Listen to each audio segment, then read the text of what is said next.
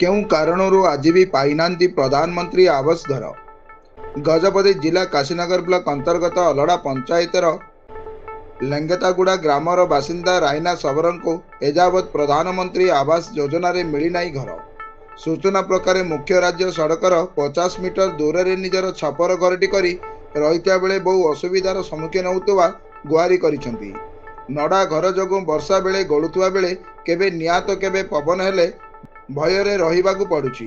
ଯେଉଁଠି ସରକାର ଆଦିବାସୀଙ୍କ ନାମରେ କୋଟି କୋଟି ଟଙ୍କା ଖର୍ଚ୍ଚ କରୁଥିବା ବେଳେ ଆଜି ଯାଏ ଏ ପରିବାର ସରକାରୀ ଯୋଜନାରେ ଆବାସଟି ପାଇ ନାହାନ୍ତି।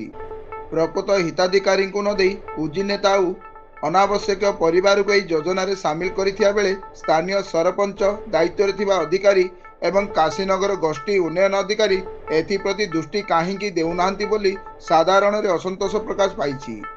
यह देखिले बारी होउछि जे जेउ आवास योजना रही ता निश्चय बाटमारणा होइछि। जहाको नहीं आज उक्त परिवार निजर गुहारी नहीं जिलापाल को एक दाबी पत्र प्रदान करिसंती। मोर नाम सुस्मिता सबर। को गां लेंगतागुड़ा को ब्लॉक काशीनगर। मु अष्टम श्रेणी रे पढुछि। कोन असुविधा है? आमे माटी घरे रहउछु पाड़ घर। वर्षा आसिले बहुत ये हुए गड़ी जाउछि से अपन कलेक्टर को भेटिबा आसीथिलु। पूर्व तुम गाँव लोक किए जो अच्छा सरपंच फरपंच तुम घर पर किसी कहना?